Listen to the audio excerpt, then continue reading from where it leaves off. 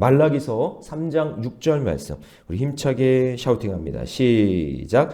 나 여호와는 변하지 아니하나니 그러므로 야곱의 자손들아 너희가 소멸되지 아니하느니라. 나 여호와는 변하지 아니하나니 그러므로 야곱의 자손들아 너희가 소멸되지 아니하느니라. 나 여호와는 변하지 아니하나니 그러므로 야곱의 자손들아 너희가 소멸되지 아니하느니라. 말라기 3장 6절 말씀. 아멘. 할렐루야. 네, 오늘 함께 읽은 귀한 말씀을 가지고 하나님의 정의가 임하는 날, 하나님의 정의가 임하는 날이란 제목으로 하나님 말씀 함께 나누겠습니다. 자, 사람들이 하나님의 이 정의와 공의 이렇게 이야기하면은 되게 어려워해요. 하나님의 정의, 공의, 이게 좀 어려운 거 아닌가 이렇게 생각이 드는데, 그냥 말씀 속에서 간단하게 예를 찾으면 명확해져요. 예를 들면 이런 거예요. 히브리서 9장 27절에 보면 한 번 죽는 것은, 사람에게 있어 한 번 죽는 것은 정해진 것이라 그렇게 돼 있죠. 그러니까 이런 게 정의고 공의예요. 사람은 한 번 태어나면 한 번 죽는다. 자, 여기서 나는 안 죽을 거다 생각하는 사람 손 들어보세요. 없죠? 다 그걸 아시네요. 우리 다 죽을 거라는 걸 다 아시네요. 와, 대단하다. 근데 왜 여러분은 영원히 살 것 같이 그렇게 살아가세요? 그러니까 성경에 한 번 죽는 것은 사람에게 정해진 이치다 라는 이런 말씀을 믿는 거죠. 이런 게 정의예요. 이게 공의예요. 그러니까 죽는다는 거, 그리고 죽으면 반드시 뭐가 있죠? 우리에겐 영생, 그렇죠? 그 전에 심판이 있는 거죠. 심판은 두려운 게 아니라 믿는 자에게는 영생이고 믿지 않는 자에게는 영벌이에요. 영벌. 그렇죠? 이걸 분명히 우리가 알고 있어야 돼요. 이런 게 정의예요. 뭐 어렵지 않아요. 성경에 나와 있는 말씀 그대로 우리가 믿는 거죠. 자, 어떤 분이 저에게 그래요. 목사님, 저 사람은요 그냥 막 천년 만년 살 것 같이 저렇게 살아요. 이렇게 얘기해요. 그건 뭐예요? 저 사람은 인간이 끝이 있다는 사실을 깨닫지 못하는 거죠. 그게 정의를 모르는 거예요. 그게 공의를 모르는 거예요. 하나님의 방법은 성경 속에 다 담겨져 있는데, 죽음을 통과하게 되는 날이 오고 죽음 끝에는 심판이 있고, 그리고 그 심판에 의해서 우리는 영생을 얻든지 영벌을 얻든지 한다라는 것 우리는 알고 있죠. 그것이 하나님의 정의이고 그것이 하나님의 공의예요. 그러니까 우리는 어디를 향해 가야 되느냐? 영생을 향해 가는 하나님 나라 백성임을 믿고 살아간다는 거죠. 그렇죠? 그러므로 여러분, 하나님의 정의가 임하는 날, 그날은 두렵고 떨리는 날이 아니라 우리는 기다리고 뭐 하면 돼요? 준비하면 돼요. 자, 하나님의 영광이 임하는 날, 하나님의 심판이 있는 날, 우리는 뭐 한다고요? 기다리며 준비하면 되는 거죠. 믿으시기 바랍니다. 그래요. 자, 그러면 하나님의 정의가 임하는 날 어떻게 준비할까요? 그게 오늘 세 가지 메시지가 담겨져 있어요. 첫 번째는 뭐냐면, 불평하지 말고 믿음으로 살아야 돼요. 끝까지 믿음으로 산다.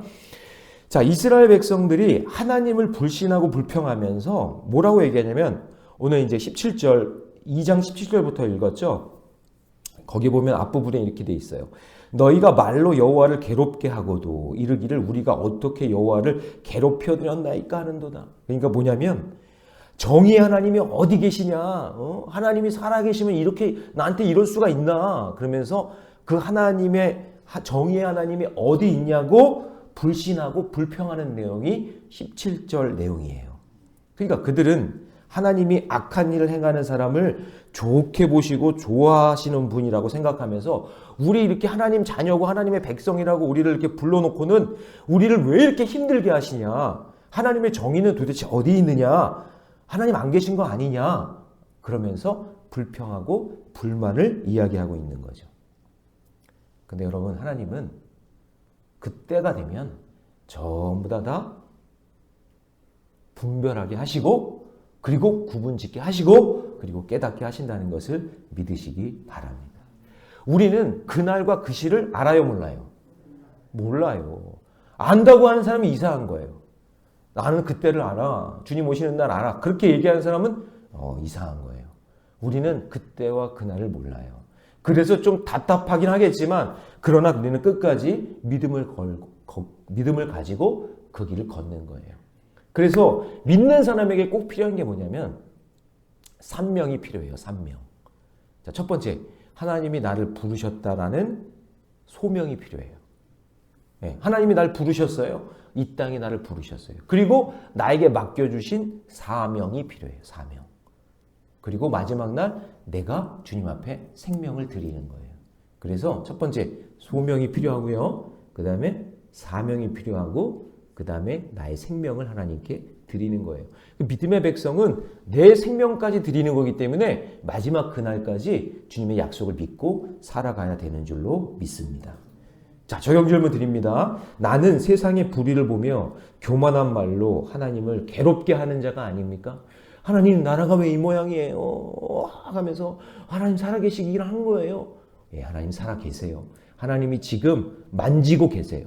하나님이 가장 선하고 복된 길로 인도해 주실 것을 믿습니다. 네, 그것을 우리가 믿는 거예요. 자, 두 번째, 하나님의 정의가 임하는 날 어떻게 준비될까요? 말씀을 외면하지 말고 우리는 새 부대를 준비하고 있으면 돼요. 뭐를 준비한다고요? 새 부대. 새 포도주는 어디다 담아요? 새 부대에다 담는 거니까. 자, 하나님이 이스라엘의 그 불의한 질문에 뭐라고 말씀하시는지 1절 말씀 같이 있습니다. 3장 1절이에요. 시작. 만군의 여호와가 이르노라. 보라, 내가 내 사자를 보내리니 그가 내 앞에서 길을 준비할 것이요 또 너희가 구하는 바 주가 갑자기 그의 성전에 임하시리니 곧 너희가 사모하는 바 언약의 사자가 임하실 것이라. 자, 그리고 그 사자가 임할 때 누구도 견딜 수 없는 뭐가 있다? 심판이 있다라는 것이 2절입니다. 2절도 있습니다. 시작.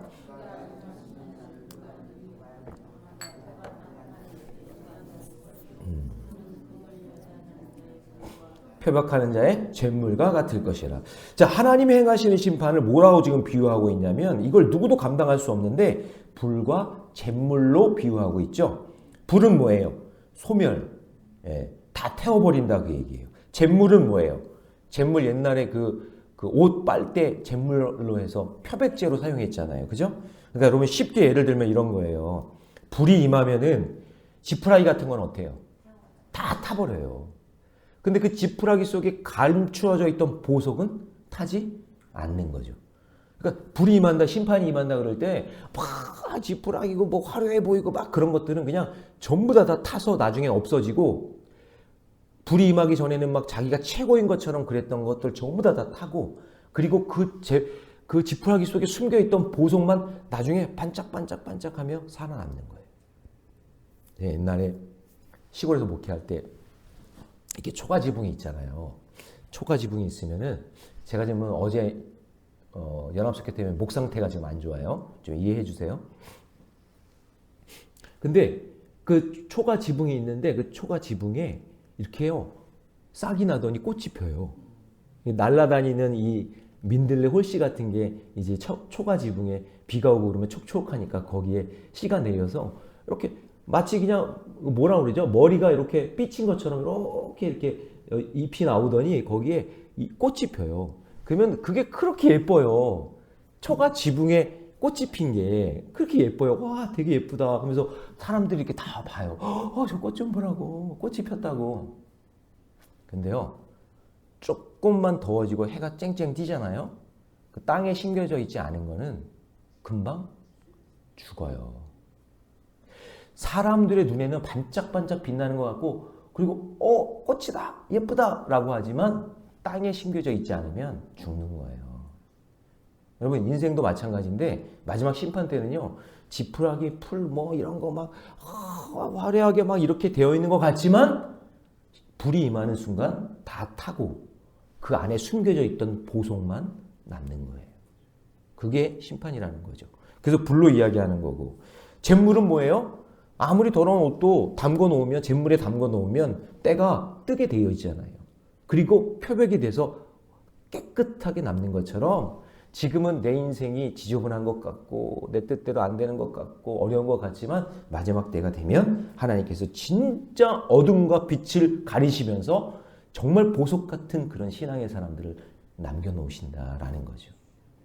저는 주님이 언제 오실까 이런 생각을 해보면 새벽에 오실 것 같아요. 새벽에 깨어있는 사람들, 이 새벽에 기도하고 위해서 깨어있는 사람들. 성경에는 없어요. 성경에는 없지만 정말 보석같이 그냥 기도하고 하나님 말씀 사모하는 이 새벽에 오시지 않을까. 성경에는 어디는 없으니까 여러분 그렇게 얘기했다고 어디 가서 얘기하면 안 돼요. 어디 김영준 목사는 주님이 새벽에 오신대 이렇게 얘기하시면 안 돼요. 그러니까 보석같이 반짝반짝 빛나고 말씀 사모하고 믿음으로 사는 사람들, 그때 하나님이 그 사람들을 불러내신다 그 얘기예요. 그래서 여러분 불이 임하고 잿물이 임할 때 그때 깨닫게 되는 거예요. 주님이 그래서 어두운 길에 이렇게 나를 두셨던 거구나. 그렇구나. 이게 인생이 가짜 인생이 있고 진짜 인생이 있구나. 그 마지막 날 그게 분별이 되는구나 라는 것을 우리에게 말씀해 주고 있는 거죠. 그래서 여러분 쭉 보시면 이제 보세요. 자, 3절 말씀 같이 있습니다. 시작. 그가 은을 연단하여 깨끗하게 하는 자 같이 앉아서 레위 자손을 깨끗하게 하되 금, 은 같은 그들이 연단하리니 그들이 공의로운 제물을 나 여호와께 바칠 것이라. 그날이 오면은요, 은, 금이 다 드러나게 돼 있다 그 얘기예요. 그때 정결하게 깨끗하게 그때 하나님 앞에 드리는 그날이 오게 된다라는 것을 말씀하고 있는 겁니다. 자, 적용 질문 드립니다. 내가 여호와의 날에 불과 잿물로 깨끗하게 되어야 할 나의 죄악은 무엇입니까? 여러분 그날이 오기 전에 나의 죄를 회개하고, 그렇죠? 여러분 말씀이 불이고 말씀이 잿물 같아서 오늘 말씀을 듣고 빨리 깨닫고 내가 이거 죄 회개해야 되겠구나 하는 자는 정금같이 나오는 역사가 일어날 줄로 믿습니다. 그걸 깨닫는 저와 여러분 되시기 바랍니다. 자, 마지막 세 번째, 하나님의 정의가 임하는 날 어떻게 준비되냐면요, 불변하시는 하나님을 만날 준비를 하고 있어야 돼요. 자, 여러분 신실하신 하나님은 심판이 임하는 날에 악한 것들을 모두 소멸되어도, 자, 여러분 6절 말씀 같이 한번 읽어볼까요? 6절 말씀이 중요하다. 오늘 샤우팅한 말씀이죠. 다 같이 있습니다. 시작. 나 여호와는 변하지 아니하나니 그러므로 야곱의 자손들아 너희가 소멸되지. 자, 여러분 저를 보세요. 야곱의 특징이 뭐죠? 야곱의 특징은요, 우리랑 똑같은 사람이에요. 똑같은 그냥 사기꾼, 그쵸? 자기 아버지도 속이고 형도 속이고 삼촌도 속이고 그냥 속이는 인생이었잖아요. 근데 마지막 뭔가를 통과해야 되는 날이 온 거예요. 왜냐? 형을 만나야 되는데 형은 강 건너에서 자객을 400명, 군사 400명을 데리고 와가지고 야곱을 만나면 죽일 생각을 딱 하고 있는 거죠. 이게 마지막 고비예요. 근데 형을 만나기 전에 뭐 하죠? 약복강 나루토에서 누구를 먼저 만나? 그 하나님의 천사를 만난단 말이에요. 이 과정이 필요해요. 이게 심판이에요. 그냥 여기서 만났죠? 만나고 난 다음에 천사의 말은 네가 나를 이겼다라고 이야기하지만 야곱이 환도뼈가 부러져요. 그리고 평생 쩔뚝쩔뚝거리며 장애인으로 살거든요. 그때 하나님을 만난 거예요. 그러니까 여러분 그게 심판이 임한 거예요. 여러분 여기서 중요한 게 뭐냐면 내가 사기치고 내가 내 뜻대로 내 마음대로 사는 인생이었던 것 같지만 이게 내 마음대로 되지 않는 거구나. 내가 100% 죄인이구나. 이걸 깨닫는 거예요. 내가 뼛속까지 죄인이구나. 내가 죄를 맨날 찍어내는 죄 공장이구나. 내가 죄 장아치구나. 이거를 깨닫는 거예요. 그 심판이. 그래서 그걸 깨달았잖아요. 그걸 깨닫고 난 다음에 형을 만났을 때 하나님께서 서로 화해하고 끌어안게 만들어주는 거예요. 그러니까 여러분 심판은요 나쁜 게 아니에요. 그것을 통해서 내가 변화되는 거죠. 내가 100% 죄인인 우리가 구원의 은혜가 아니면 살 수 없구나 라는 것을 깨닫는 순간이 바로 야곱이 그 약복강 나루토에서 천사와 씨름했던 사건인 거예요. 믿으십니까? 예. 그렇다면 여러분 오늘 꼭 기억해야 될 게 뭐냐면 하나님 만날 준비를 해야 되는데 하나님은 오늘 뭐라고 했냐면 6절을 다시 보시면 야곱의 자손들아 너희가 소멸되지 아니하니라. 이 말씀은 뭐냐면 너희들이 야곱과 같은 그런 자손들의 후손들인데 너희들이 야곱과 같은 그런 인간들인데 너희들이 나를 만나 회개하지 않고는 죄의 문제를 해결하지 않고는 나를 만날 수가 없다. 그런 얘기예요.